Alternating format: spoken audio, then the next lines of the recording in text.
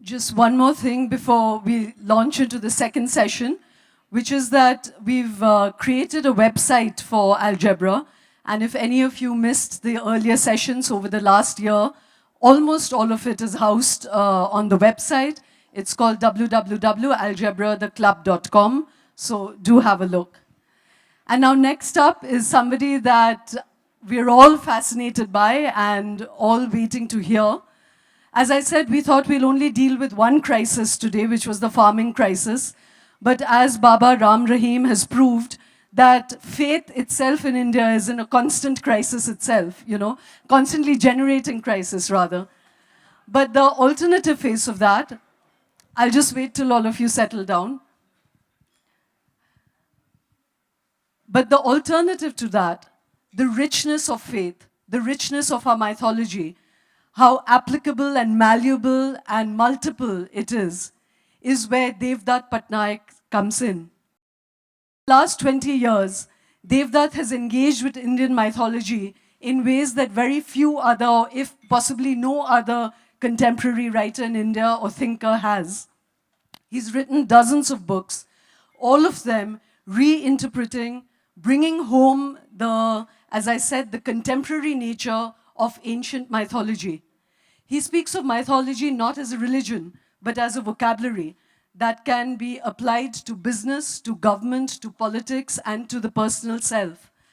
In each of his books, he brings home the sheer richness of our ancient myths, as well as the kind of religion that has grown around it.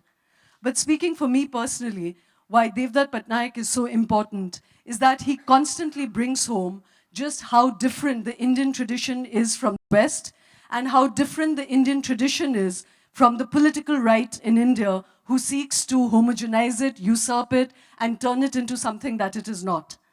So today, we will be speaking to Dev, his latest book, Hanuman, which he has written off as My Hanuman, also somewhat about the Gita, which again he has written off as My Gita, and why he is insistent on putting in the personal, subjective I into every myth that he analyzes and studies. And through all of that, we're going to look at how myths and religion can apply itself into leadership, problem solving, and of course, why doubt is as important as faith itself. So ladies and gentlemen, please welcome Devdutt Pattanaik, not just a writer, but a revisionist of mythology in India.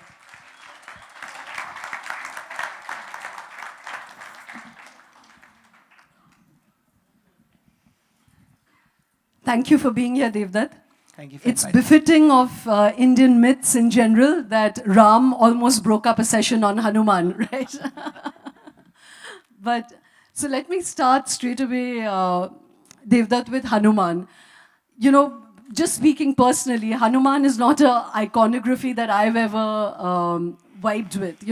You've written in your book that when you used to go in trains in Bombay, you saw really tired, exhausted people, all of them poring over the Hanuman Chalisa. But I must say, has completely transformed that idea. Devdutt has brought Hanuman, at least to me, as almost a philosopher king, and you've spoken of his mind, his heart, his intellect, and his faith. So could you talk about, one, how your idea of Hanuman changed, and what are the key characteristics of the Hanuman that you have analyzed in your book, My Hanuman? When you live in Bombay, every railway station has a Hanuman temple. People are working in extremely inhuman conditions. If you travel by Bombay local, you'll know how horrible. Sorry, can everyone hear him?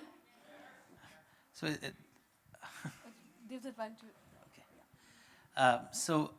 Don't bother looking at me. Talk to the audience because they only want to hear you, by the way. So, when you're traveling in the train and you see people in these inhuman conditions, and then they stop at this small shrine. There is no real shrine. It'll be just a rock which is covered with orange color, and they will stand in front of it and they'll pray. And you have to look at that moment, at that person praying. And it is a very powerful moment because that is the moment he's deriving strength to survive the inhumanity of the city. For me, that moment is very powerful. and I want to understand that moment.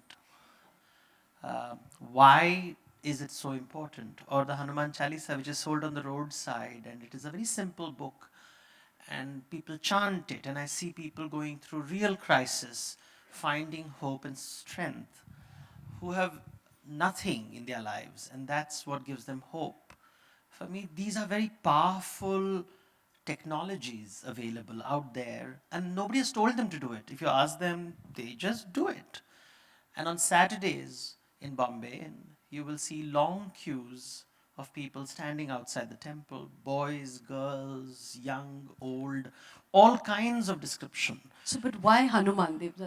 So, when you started analyzing Hanuman and the stories and myths around him, what was that character that you came upon that makes him worthy of this kind of worship? I think it's primarily strength and wisdom.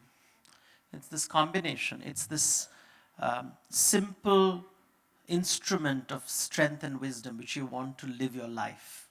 And I think that's what you want in life. You just want the strength and the wisdom to cope with existence. And I think that's what people see in that image. And for me, that's the most powerful thing, because it is the most simplified way of approaching complex narratives. And that is the most powerful thing for me. So it's just that. It's just simple strength, because every human being, no matter how rich and powerful, essentially is terrified of life because he has no meaning. Life doesn't come with a manual and gives you meaning. You're seeking meaning. So those people living this life, for them, the strength comes from that iconography, from that image. And I enjoy their deriving that strength from that image. They're not hurting anyone. You could see it as a work of art in which they immerse themselves, but they come out not intellectually. It's an emotional nourishment that they're deriving. And it's just fabulous. Not one or two, but thousands and thousands and thousands of people doing it. And otherwise, you think of living in that urban ecosystem, and then you find this image in every village of India. You'll find this in every crematorium. Every crematorium will have this image, and it's not very clearly designed. It's just like a patch of orange color, and it's always outside. It doesn't. It's never inside the temple. It's always outside the temple. And one True. of the But Devdutt, you're talking about the kind of faith and passion and devotion that Indians have for Hanuman, which people are familiar with. What I found fascinating in your book is how you have unpacked. Maybe people don't even know why they feel so drawn to Hanuman, but you have unpacked it. You've explained all the things in the Hanuman Chalisa, which subliminally gives people so much peace. And so I would love you to share that with the audience. And that's why I was asking you, what are the key characteristics of Hanuman as a figure, as a part of that mythology Yeah. that makes him so grand? See, The lack of ego, all of that you've written see, about. To understand any character in mythology, one must not approach it only intellectually. One has to approach it also emotionally and also from a sensual aesthetic angle. So there are many layers and layers and layers that have to be seen in order to appreciate the image. We do give the intellect too much credit, but it really gives us more problems than it is worth. And from an evolutionary point of view, intellect is a defense mechanism that we have created to cope with our emotions. Okay, let me put it to you differently. You're not answering my question, Devdutt. I'm not asking for an intellectual analysis of him. Tell us why we love him. You've got it in your book, Devdutt. Yes, I'm just subtly telling people to buy it.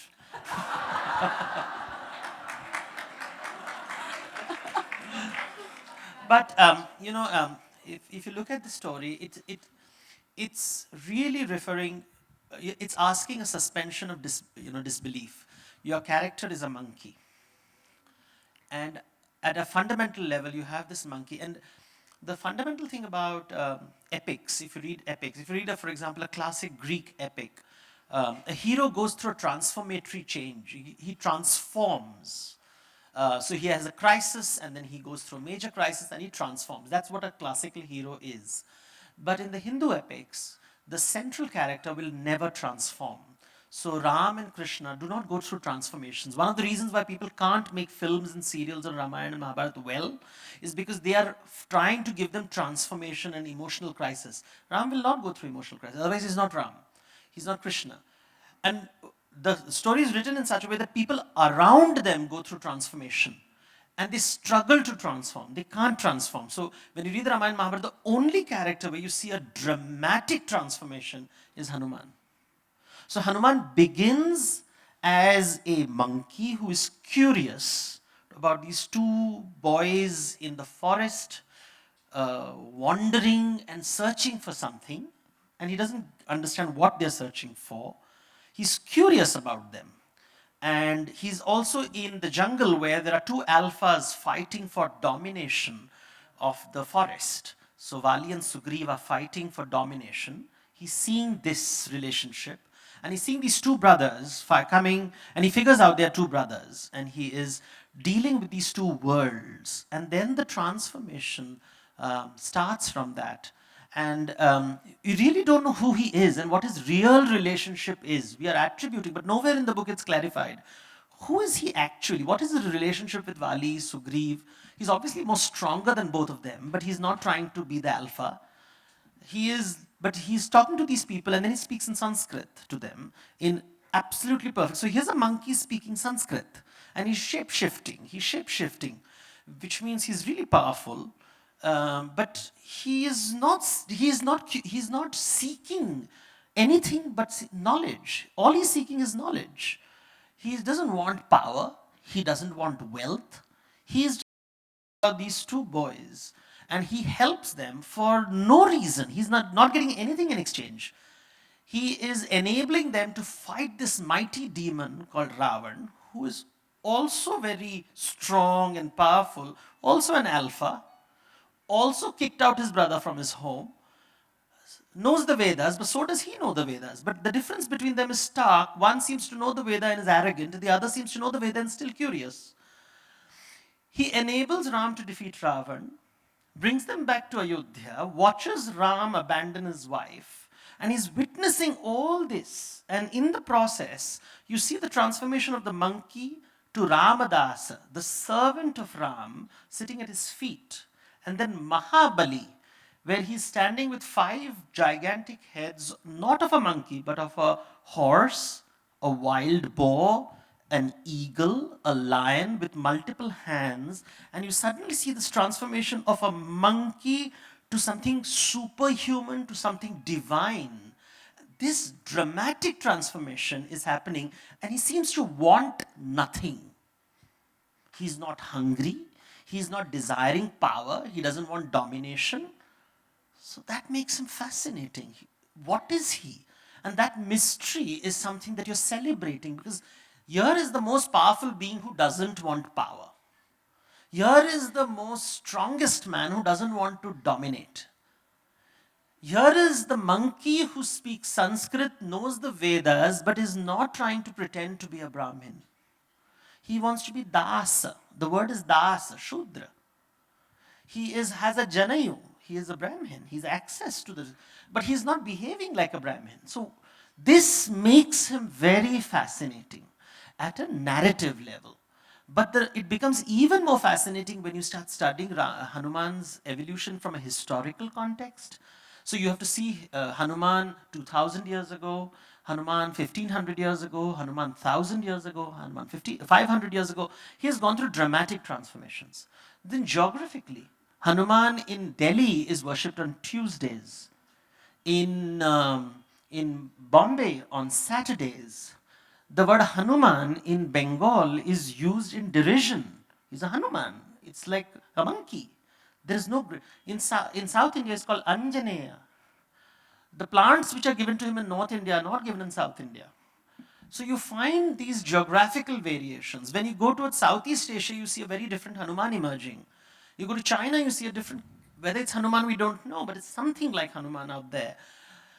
So historically, geographically, philosophically, aesthetically, there's so much. You can spend a lifetime just studying this iconography. And I see young people at one level either not knowing something and be very happy about not knowing, almost cocky about it. I know nothing. Like I was.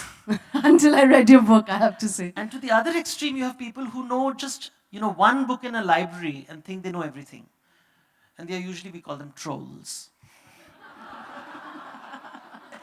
And the confidence born out of ignorance is just amazing.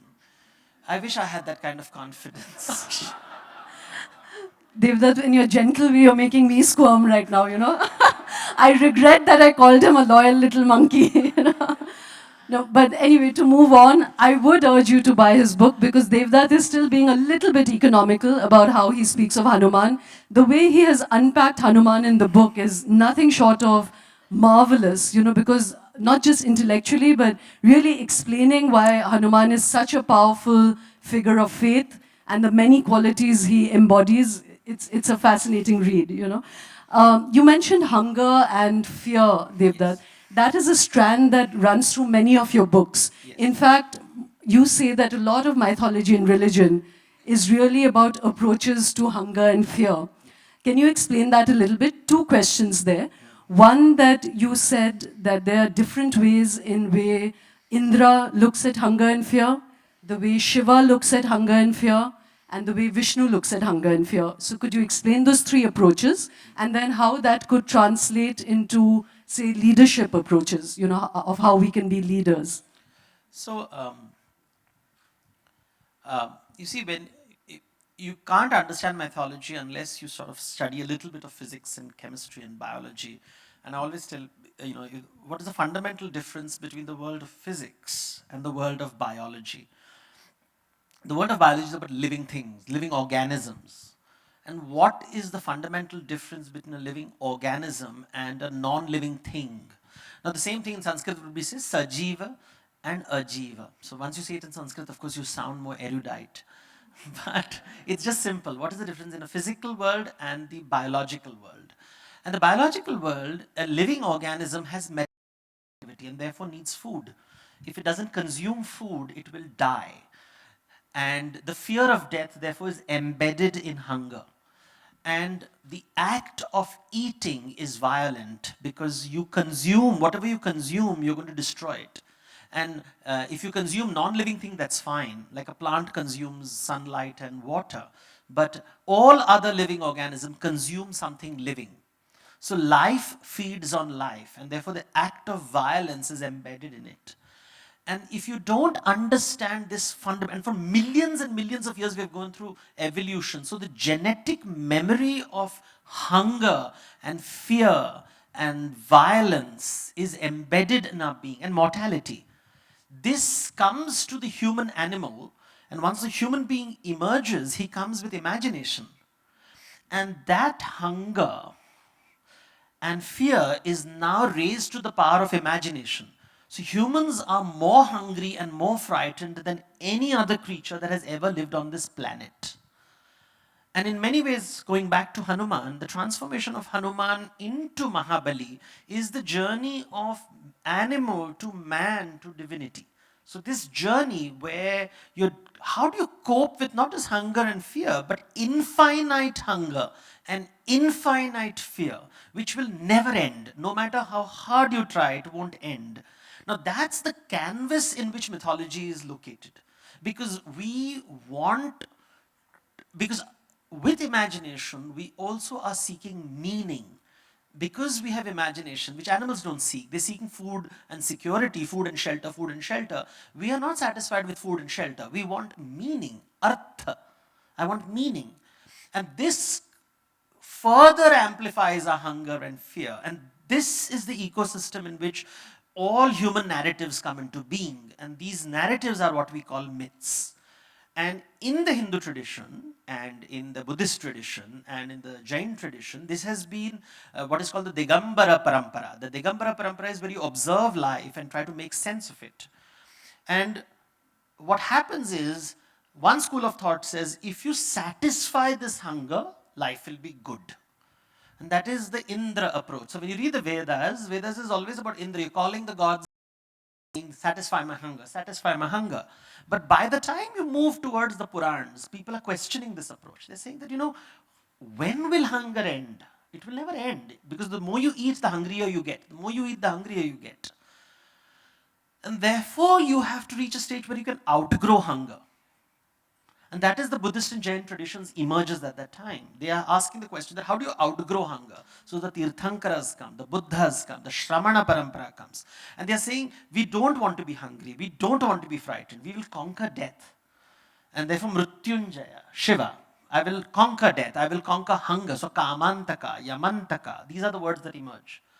But then comes a point where you say, okay, I have outgrown hunger and fear, but what about the rest of humanity? And what is my relationship? If I am not hungry, what is my relationship with the hungry person? This relationship where I am Jiva Atma and you are Para Atma, and my relationship with Para, not Param, but Para, the other, that is defined, and then that is where Vishnu emerges, the idea of Vishnu emerges. So these three forms sort of rising up the mountain and coming down the mountain. And this is the essence of Indian philosophy. And therefore, when the Ramayana is being told, because Ram is a form of Vishnu, Hanuman is the witness to this action. He is watching this man performing the role of a king. And how is he functioning? Does he derive his power from kingship? And he realizes he doesn't. What is his relationship with his wife? What is his relationship with his brothers? What is his relationship? Because he apparently is divine, but there is a conundrum in the Ramayana. And that's interesting because the man Ram is supposed to kill is called Ravan, and Ravan has asked the gods for a boon that I should be killed not by a god, not by a demon, not by an animal. So I have to be killed by a human. So God has to take the form of a human being, which means he must not remember he's God. So he can't remember anything, but he is divine, but is not aware of his divinity. Because the moment he becomes aware of his divinity, Ravan cannot be killed. So in ignorance, so God has to embrace ignorance in order to defeat the demon who is so smart as to get this boon. And he's witnessing all this happening. How is wisdom used? How do you live with wisdom on a day? Because one is to have wisdom like the Buddha and say that I have outgrown hunger and fear. How does such a person function in society if he is the eldest son of a royal family? So Hanuman is witnessing that. How will he function if he's the youngest son in a cowherd family? Hanuman witnesses that too. And therefore he's Chiranjeevi, he's watching, he's the witness in the story. And that is so from a leadership point of view, you ask yourself, is the leader someone who is hungry all the time? If he is hungry all the time, you really think he's going to feed other people? And if he's not hungry, why would he hunt? And why would he forage? And why would he establish a business? I can think of one leader who fits that bill right now. And he is taking his party down the tube because he's not hungry. And then comes the person who is sensitive to other people's hunger, which is, I think, the far more important quality. It is not about whether I am hungry or I am not hungry. Because all of us, the question is, are we sensitive to other people's hunger? And who is the Parajiva? Is it my tribe or is it all tribes? Whose hunger matters to me? Who do I consider significant enough to feed? Every parent will feed the child. I will not feed the orphan who is not part of my family. So we always exclude someone in including someone. Who do we include and exclude? These are the conversations that the scriptures talk about. Because on what basis do you decide that I will feed him and not him?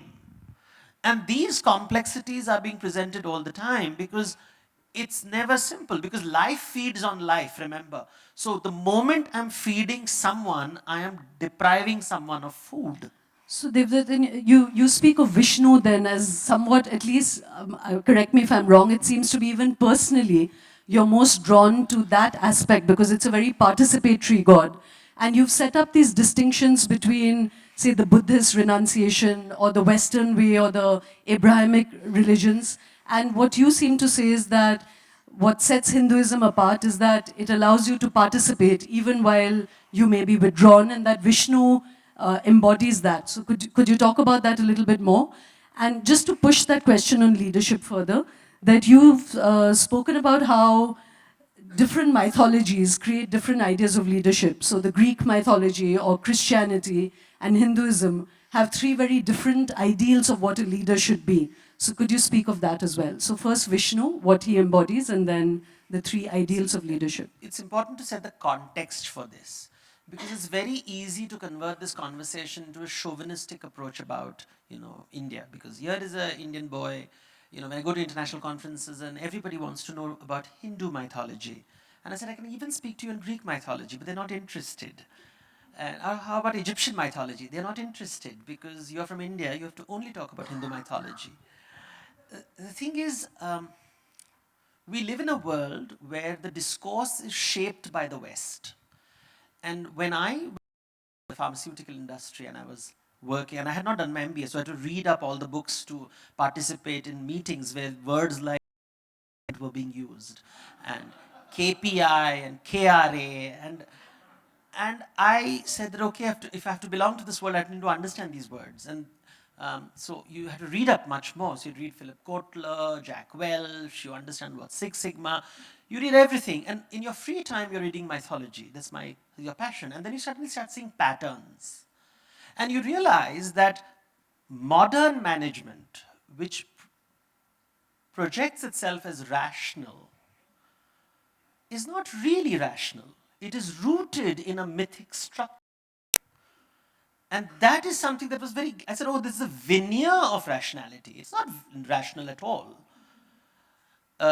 So for example, when you read Greek mythology, there is the notion of the hero who is trying to go to Elysium.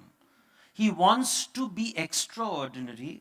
He is an individual who wants to be brilliant, and he's fighting the gods all the time who want to deny him his position.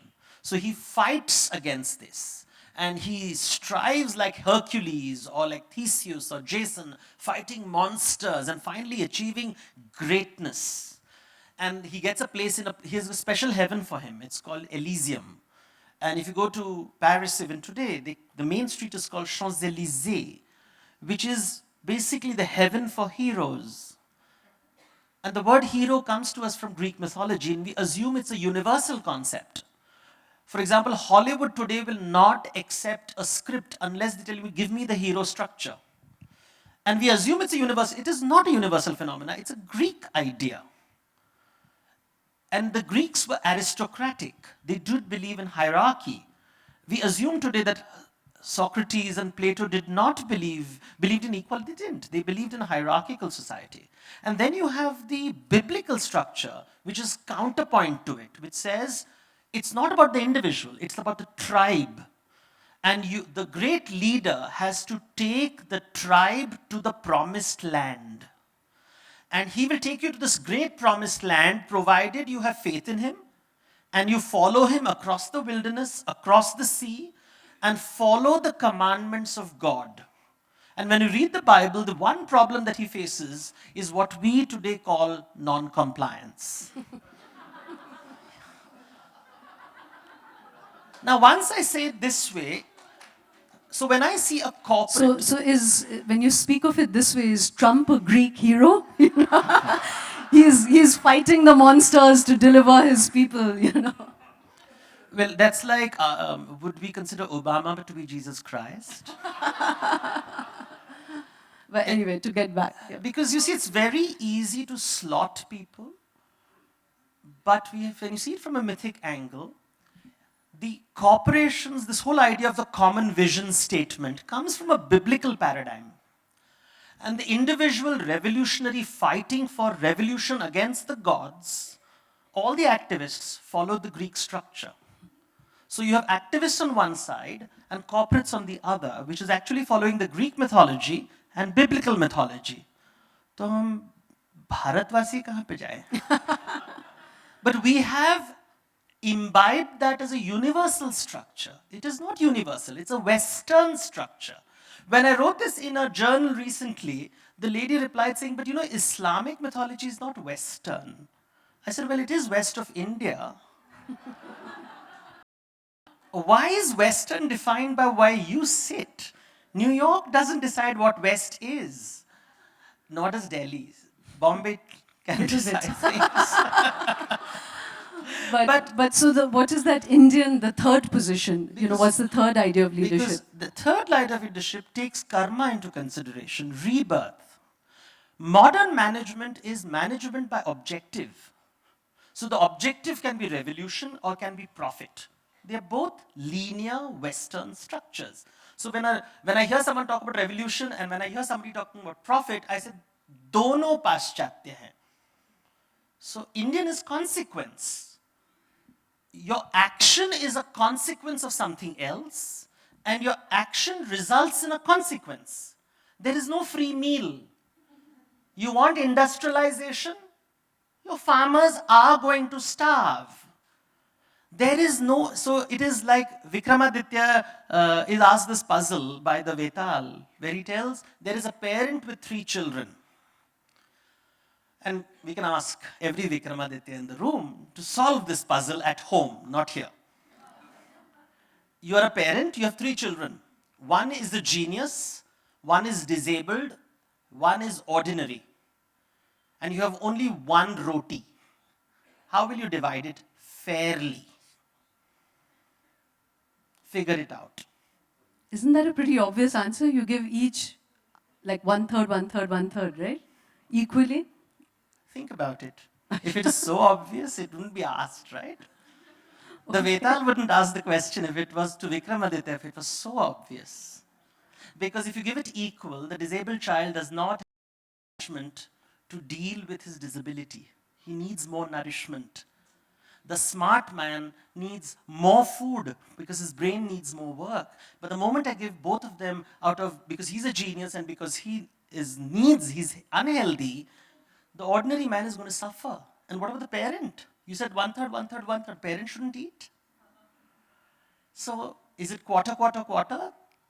Decide the right proportion which everybody in the room will agree with.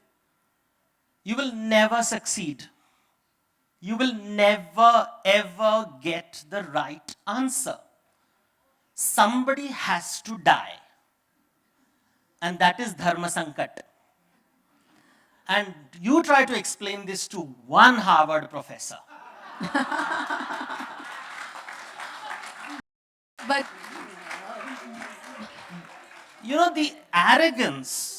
The arrogance of the West, that it needs to teach and doesn't need to be taught, is something that is overwhelmingly scary.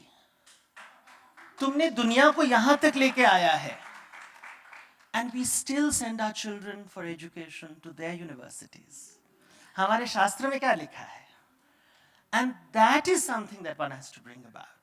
Because sorry, Devdutt, just to take you back, because we didn't finish that strand of thought, that what is that third idea of leadership which is generated through looking at Hinduism? What is that model? You've talked of the ecosystem of... I said management by consequence. That's the third idea. So management by objective is 2 ideas, the revolution and profit. Management by consequence is profit leads to revolution, revolution leads to profit. It's a cycle. And this idea that everything is karmic, that you have to pay for your action, if not in this life, then in the next life, if not you, then your children and your children's children, there is no escape.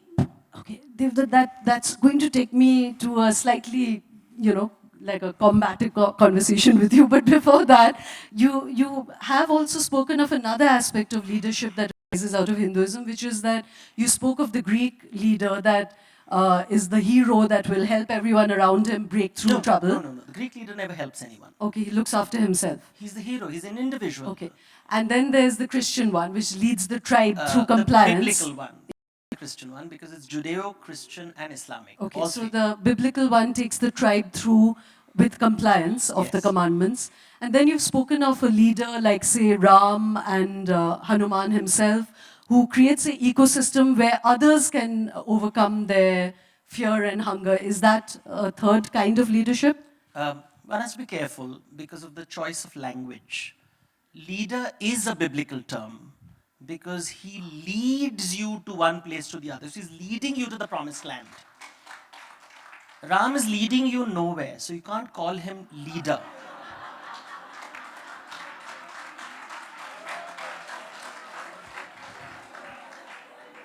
You see, the word used is Paigambar and Digambar. These are two different words. पैगंबर के पास पैगाम होता है, so the prophet, he has a message for you. Ram and Krishna cannot be slotted in that. They have no message. We are using Western templates to contort and distort Indian ideas by force-fitting them into that template. The Indian tradition is the Digambar Parampara. This is the way life is. Iti. So it is. Now you figure out how you want to live this life. You have to deal with hunger and fear. You have to deal with your hunger and fear. You have to deal with the hunger and fear of people around you.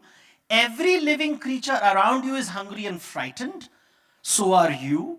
They have imaginary hunger and imaginary fear. You have imaginary hunger and imaginary fear. And this is the forest in which you live. That is why forest is so important in the Ramayana and Mahabharata. Everybody is going to Vanavasa. Vana, and Hanuman is a creature of the forest. So Vana is a metaphor where no rules apply. Nagar, the city, is where rules apply. And that, so in Ramayana, Ram is going to the forest and coming back. In the Mahabharata, the Pandavas are born in the forest, they come to the city, they go back to the forest, they come to the city, they go back to the forest. And this movement is happening. Now, this is a very different operating system. The West has a different operating system. Religion is an app located on a mythic operating system.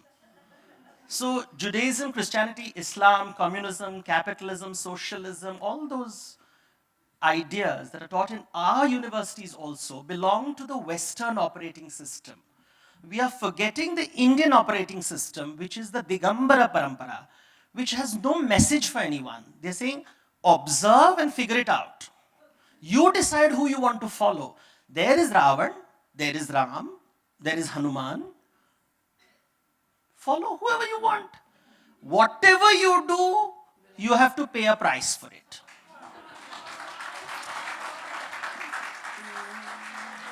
So, Devdutt, there are several questions I want to ask you. One, as I said in the beginning when we were introducing you, that you inject the personal pronoun into almost every text that you have dealt with. So I want to ask you about that. Secondly, again, much like you said, the three models of the Indra way, the Shiva way, and the Vishnu way of dealing with hunger and fear. There are three heavens as well. You know, there's Swarg, there's Kailash, and there's Vaikunt. So I'd like you to speak about that. But, before that, you spoke about karma. And you know, when we read you, Devdutt, it's true that we've been very divorced from our own roots and our traditions, especially Macaulay Putras, the kind of Macaulay Putras we are. And in fact, on September 2nd, you know, our next session, Swapan Dasgupta and Mani Shankar Iyer are going to be discussing that, you know, the liberal versus the cultural rootedness. So we have been cut off. We are divorced from many of our own traditions. But when you speak of karma, even in this Hanuman book, Devdutt, it is very troubling, you know, because when when Ram kills Bali in a very underhand way, Yes. you've explained all the karmic pre-birth reasons, and then later when Arjun shoots Karn in an unarmed moment, again you've explained all the, you know, pre-karmic, that once he chose Surya's son, so now he has to protect Surya's son. You know, very troubling reasons, which may be what it is, but the truth is, this is where the Western tradition seems to be more effective. Because if we were all to accept that, oh, this is our karma, pata nahi, we are paying for some past life crisis, the truth is, people would not move on. This is why we're willing to accept that farmers should die, because it's their karmic problem. All of Syria is being chemically bombed because they're paying for some past karmic, you know, debt that they have to pay. It creates paralysis and it creates serious immorality, Absolutely. you know. How do you account for that? I like your dismissive and condescending tone. See, this is the beautiful way of Hinduism. I felt it was passionate. You feel it's condescending. I understand why you put I into everything. Yes, because Okay. I think we should not turn this into an Arnab show.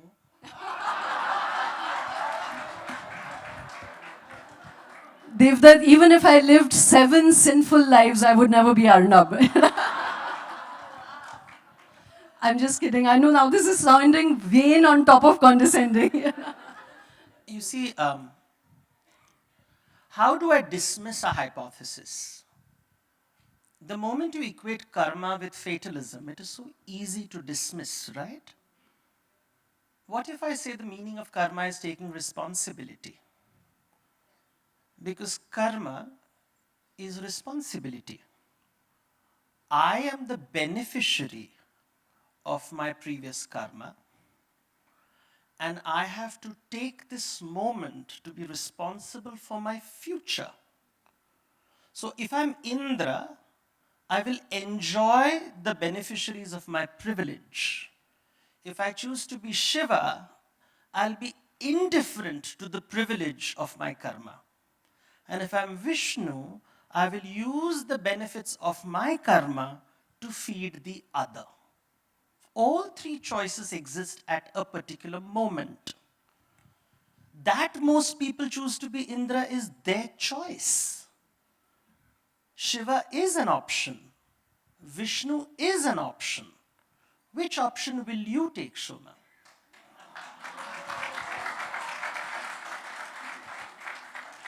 You see, because Indra is always afraid his privilege will be taken away from him.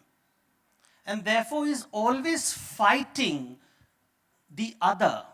So he's always in a battleground. He's in Ranabhumi. And that is Svargaloka. So he is in the wonderful paradise where there's the wish-fulfilling tree, the wish-fulfilling cow, the wish-fulfilling jewel. He is in paradise, but he's also always under siege. The immigrants are at the door. The barbarians will break the walls. He's always fighting the asuras. He is fighting the rishis. He is fighting the kings. He's stealing their horse. He's ensuring that the World Bank doesn't give them loans. He is not at peace, and there is not a single temple to Indra anywhere in India. That is Ranabhumi. Vishnu, on the other hand, is spending his life, he's living in this Vaikuntha and he's continuously descending on earth, taking different forms. But for whose benefit? Ram lives a tragic life. Krishna gets the curse of Gandhari. It's hardly the best life. And yet he has a smile on his face all the time because for him it is Rangabhumi. He is performing all the time because he knows this is Maya. We are enchanted. We think kingship is great. It is not. It's painful. You have to live your life without your beloved. You have to be Krishna who is fighting another person's war and has to get the curse of Gandhari. So it is how we are framed. You see, I like Macaulay. I speak in English because of him. Don't assume what I think. The thing is, we have not understood our scriptures. We understand the scriptures the way other people have told us our scriptures have meant. As you have admitted, you have not actually read about karma. If you have not read about karma, how do you judge it? How can you judge something with incomplete information? Read it. Ask yourself whether what you heard about karma is accurate. It is not. It is not about fatalism. The word fatalism comes from the word fates, and that is a Greek goddess. So fatalism is a Greek concept. Don't make it an Indian concept because some British or German Orientalist translated the word. The word yajna has been translated as sacrifice. The latest Rig Veda translates as sacrifice. This translation comes from a German Orientalist who never lived in India, never performed a yajna, but concluded yajna means sacrifice. And we use this translation in every book. And yet, yajna essentially is an exchange. You do swaha, and there is tathastu. I get back. There is no free lunch. You sow and you bear a fruit. How is this sacrifice? Who decided that for 100 years, whether any of the Swamijis speak in English, they use the word sacrifice for yajna? Because we have bought into the Orientalist idea. We genuinely believe that the Western reading of India is accurate. There is no such thing. The fact is, you have the option of Ranabhumi and Rangabhumi. You have the option of Indra, Shiva and Vishnu. And it is unfortunate that we have decided the Indra option. And therefore, there's always going to be combat. And whenever there is combat, there is valor and martyrdom. That's the language of the fundamentalist. That's the language of the activist. Does the world have to deal with combat? Relationships can also be Rangabhumi, a performance where you're trying to delight the audience, where you dance and sing for their pleasure. It's what the English people call the win-win situation. And that's an option. To say this option does not exist in the Indian tradition, I think reeks of limited knowledge. So Devdutt, like I said, I was actually doing the Rangbhumi thing to talk vainly and condescendingly about all this. I didn't mean that at all. But what I would say is that it's still troubling because when you spoke of Indra, Vishnu and the Shiva way, all of it is through positions of privilege and how you use your privilege. I think what is worrying, or what maybe it's out of ignorance for sure, but I was arguing with a friend earlier in the day about, say, the sewage workers. We've presented the plight of sewage workers here. When there is almost no agency in their life to escape a certain circumstance into which they are born. You wrote of Karn. Karn's life is extremely tragic. He's exploited by everybody. But the karmic explanation there is that in an earlier lifetime, he was an asur with 1,000 heads or 1,000 armors, which was so powerful that the gods had to meditate, and they would have to meditate 1,000 years to be able to break one of his armors. And so the gods did it in tandem. And there's all of that explanation. But the thing is that in this lifetime that Karn experienced was an extremely tragic one. None of his dharma actions in that lifetime changed anything, So one's experience of that lifetime, if we explain it away in terms of him paying the consequence of earlier actions, still leaves the sewage worker, the unprivileged, in a very paralyzing situation, How would you respond to that? Is this a court case? It's a seeker, a student seeking understanding from a guru. You may seek, but I'm not obliged to give. The point is, I'm not defending. Therefore, it is my Hanuman Chalisa. If it doesn't make sense to you, throw it. Reject it. No, it's not between acceptance and rejection. I'm actually seeking deeper understanding. I told you of all the expansion of the mind that happens from coming in contact actually with Hindu mythology and interpretations of Hindu mythology, and that sense that yes, we've been so born and bred into a Western structure. The part that troubles, as I said, perhaps out of lack of understanding, is this sense of what happens to those who are trapped in this lifetime, not in positions of privilege, but extremely debilitating lack of privilege. And I think that's a question that many people who veer between Western and Indian ways of thinking have struggled with that themselves. Do you imagine a world where there will be no deprivation? Do you imagine such a world? No, not at all, but only where let's go one by one, since you are seeking. First question. Sorry, before that, I have to understand whether the audience seeks an answer to this, otherwise I'll move on. Yes. Do you imagine a world where there is no deprivation? You don't even imagine it? No. So you believe that there'll always be a world with some deprivation. As one understands the world as it exists today. And who do you decide should be deprived? You or the other? I wouldn't decide, but I think what I would argue for is a world where everyone has an opportunity to change that circumstance, but not that they've been paying for some past birth consequence. No, you see, I'm just asking you because these are explanations to make sense of a world which doesn't make sense. Why are you taking it literally? These are narrative structures which are created to cope with the horror of life. Why are you using a narrative structure to judge a civilization? No, but this is a very core concept, Devdutt, of karma and dharma. But it is a very core concept of Hinduism. And what I'm trying to ask you and understand, and we'll move on because there's so much more to talk of as well.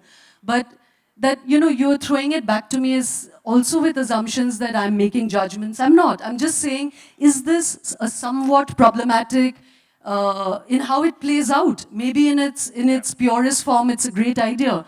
And I certainly feel very Hindu in my understanding or my emotional infrastructure. But the truth also is that it can lead to some sense of paralysis, of a sense that people are paying for past consequences, or is the consequence of past lives. Yeah. So there is a certain amount of lack of responsibility as well. Yeah. You see, your reading of karma is leading to paralysis. My reading of karma is leading to action. So that's your karma, and this is my understanding of karma. Let's separate the two. It is not the understanding of karma. It's not an ontological truth. It is your understanding of karma. You see karma as paralyzing. I see karma as enriching. That's my understanding. No, but I asked you about a third person, the sewage worker. Yes. I'm in an extremely privileged life. What happens to the sewage worker? Imagine if the sewage worker is not a Hindu. Let's take the word, another word for the word myth is assumption. What is the assumption with which you function in life? So let's say I'm a sewage worker who is Catholic. I will say this is, how do I explain my life? Do I say this is God, or do I say this is the devil's handiwork? I have two choices. God's will, inshallah, or shaitan ka kaam hai. Which assumption is correct? That this is going to become a long conversation because there is a third option, which is that I will do everything to try and transform this situation. And that... Who is we? I'm saying even for, the reason... No, who is this as I we? said, this will become a very long conversation and I'm sure the audience wants... Well, but you asked if you're me. up for it... Sorry? Okay. I would say that the reason the caste system has survived this long is because of this. It's because you believe that you're born into a situation because of your past actions, a pre-birth that has no account book in this life. I can't see what I did in my past life. I perfectly believe in the idea of dharma, in the possibility of changing my karma, but I'm saying all of that from a position of great strength. But I do feel that in many ways, this religion and this way of thinking has allowed us to live with a great degree of comfort with other people's misfortune. And that is something that troubles me. So reject it. It is mythology, right? If you're saying to reject it, then the conversation is closed. I was seeking further I'm giving interpretations. an option which you don't want to accept. Okay, all right. So I reject it today, publicly. Anyway, let's move on. We were talking about the importance of that subjectivity, of why, perhaps we've already demonstrated it, but why do you say my Gita, my Hanuman? What is the kind of emphasis that brings? See, just as you cling to your assumptions, because your assumption create your identity. Your assumption enable you to feel superior and good and privileged. My assumptions. Every human carries assumptions about the world. Some assume that there is justice in the world, although there is no empirical evidence of justice anywhere in the world. Some assume there is equality in the world, even though there is no empirical evidence that there is equality in the world. Some assume there is God in the world, although there is no empirical evidence there is God in the world. Some assume there is devil, but there is no empirical evidence. Some assume there is karma, there is no empirical evidence. Some assume caste is there is no empirical evidence. That there is empirical evidence of the practice of caste. The practice of caste, just as the practice of worshipping God exists, doesn't mean God exists. Right? You assume justice exists. There is no justice in the world. You assume it exists. That white people are privileged. It's an assumption. They believe it, and they have gone about living their life with privilege. They assumed that black people were slaves. They assumed that and went about conquering and destroying Africa. The heterosexual world assumes homosexuals don't exist. It is only in this century that their existence has been acknowledged. Men have assumed that women are inferior, and therefore societies, but not all communities. There are many communities which didn't assume that. So you're saying that Hinduism allows us for the multiplicity of this? You do know that I'm a mythologist, not a Hindu expert. Okay, great. So you assume I'm a Hindu expert, not a mythology expert. Okay.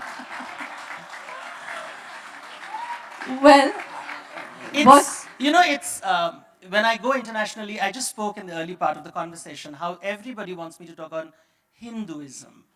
When I offer to talk on Christianity, they don't want to listen. When I talk about Islam, they don't want to listen. Egyptian, Greek mythology, they don't want to listen. I guess it's the same on this stage. Well, that's not true, Devdutt. I would love it if our session could extend for 4 more hours, then we could look at 4 civilizations. Right now, we were focusing on Hinduism because in many ways it's fascinating that we actually, at least in our schooling years, are brought in touch the least with Hindu mythology. It's not part, it used to be part of our living tradition, still see maybe 1 generation back, but now it's less and less in our... Isn't it fascinating that we are so less exposed to it, but we are so quick to judge it?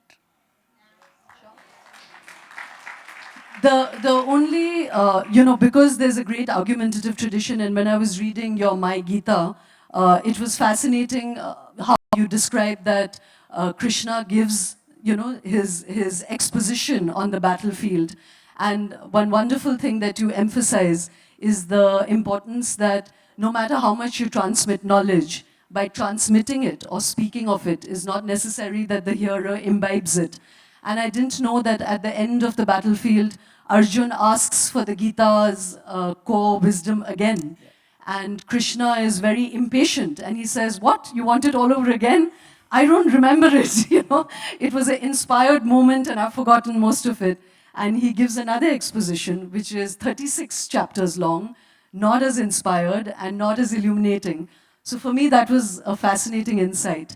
But I would resist what you're saying a little bit, Devdutt, to say that I'm not in fact judging. And it's disconcerting when one is seeking something and it is seeking a little beyond what is the obvious, that it should be immediately cast aside as being judging or as being combative.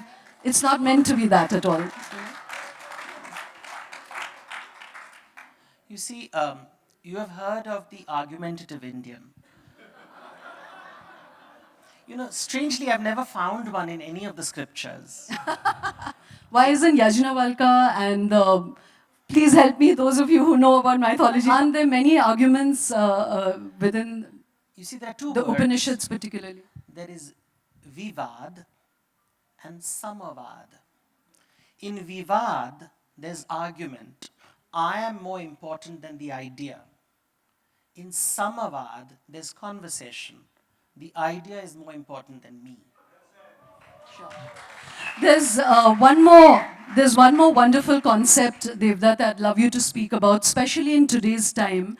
Again, when I was reading Devdutt's Hanuman, what came home so strongly is that both Hanuman and Ram are spoken of in a mind-expanding way, that it's a tragedy that today Ram become, in fact, the embodiment of what he's not through the political Hindu right movement.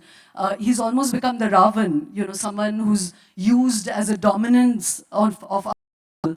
And you spoke very beautifully of the difference between Jaya and Vijay.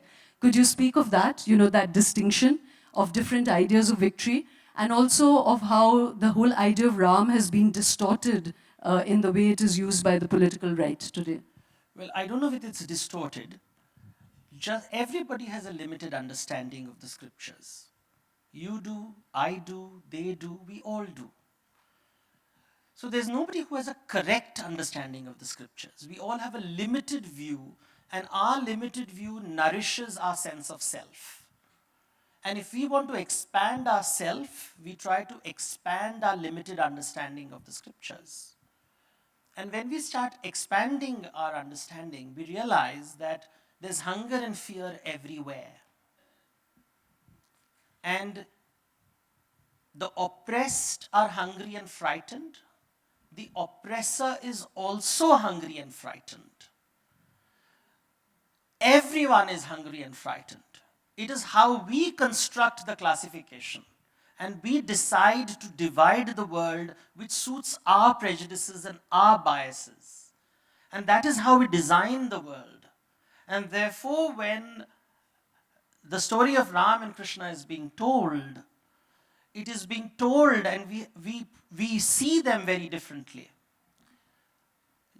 Why is Ram born on earth? For his pleasure? For your pleasure? What is avatarana? Avatar word means to come down. You see, a superhero is a finite being an ordinary being who becomes extraordinary. An avatar is an infinite being who chooses to be finite. Ram is an infinite being who is finite. Krishna is an infinite being who is finite.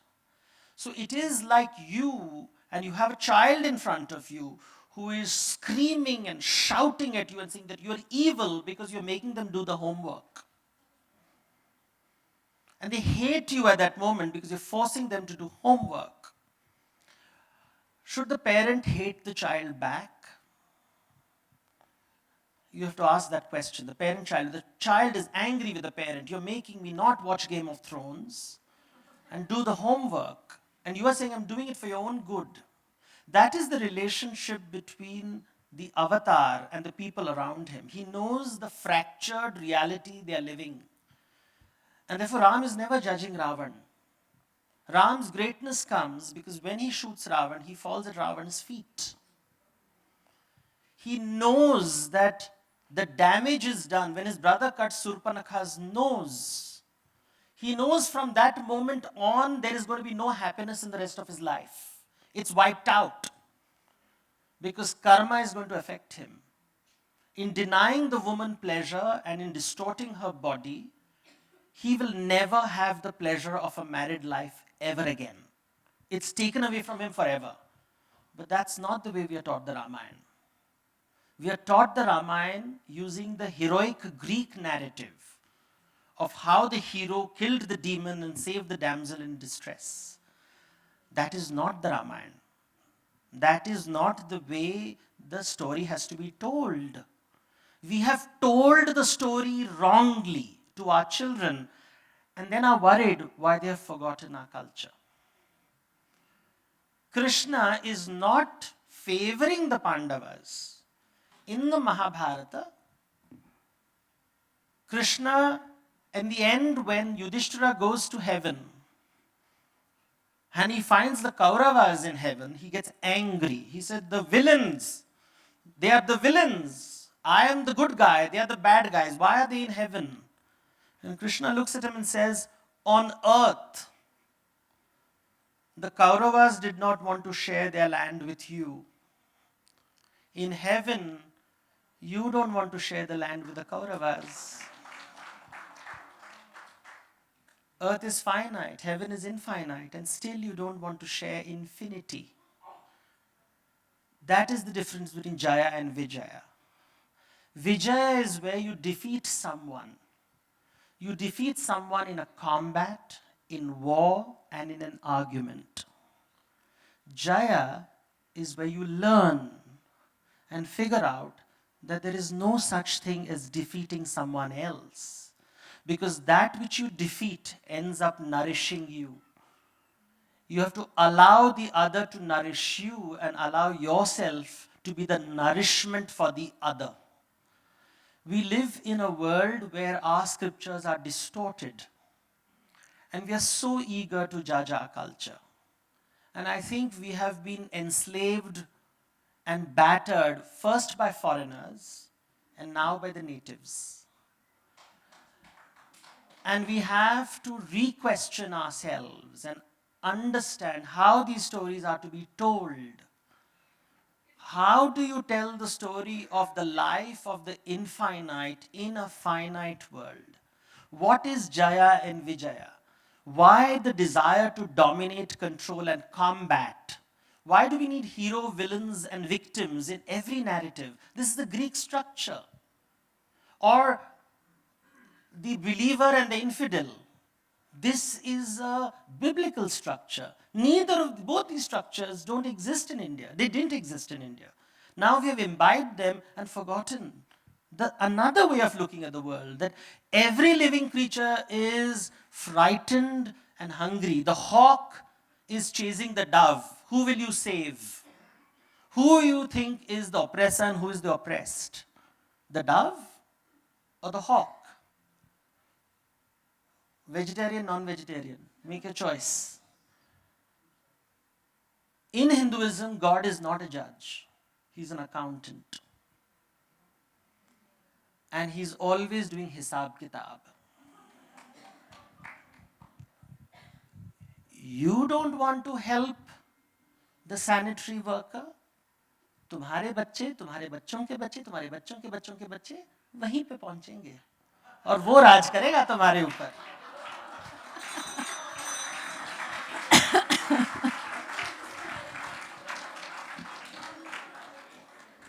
Thank you very much, Devdutt, for ending on that note. Yes, yes. And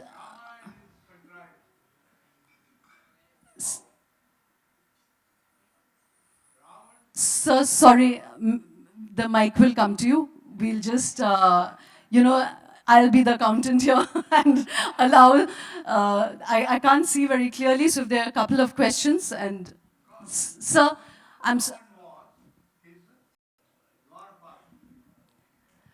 So I'm very sorry, sir. If you want to make an observation, it'll have to be afterwards. This is the time when we question the Guru. Yes.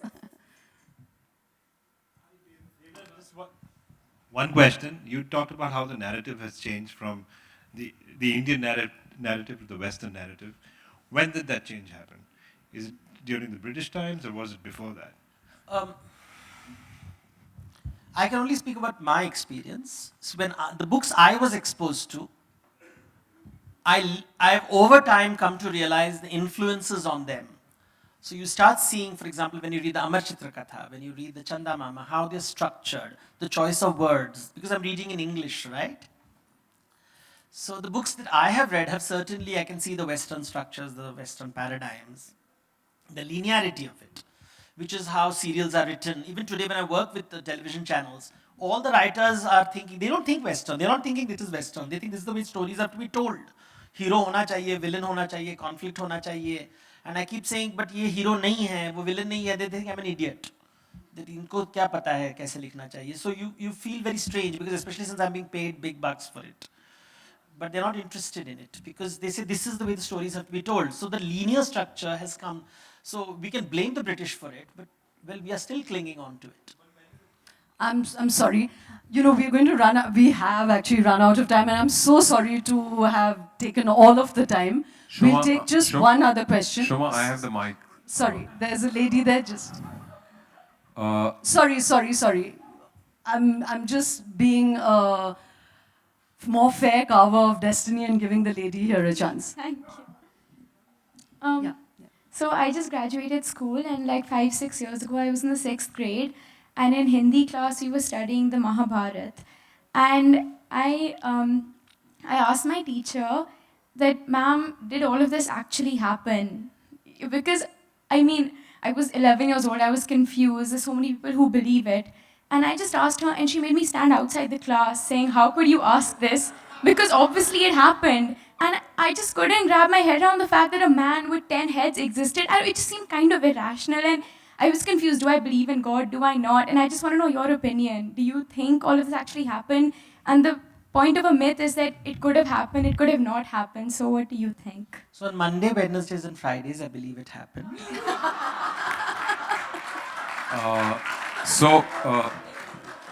Well, on that note, that's just the most perfect, indeterminate No. note on which to end. No. Devdutt is going to be here. Sorry. Devdutt is going to be here. Please continue the conversation with him. Get your books signed. He's going to be here much longer. I highly suggest that please buy a lot of his books. It expanded my mind. Devdutt And I'm ji- glad we ended on the Jay and Vijay note. The difference between Jay and Vijay. I'm so sorry. I'm so sorry. No.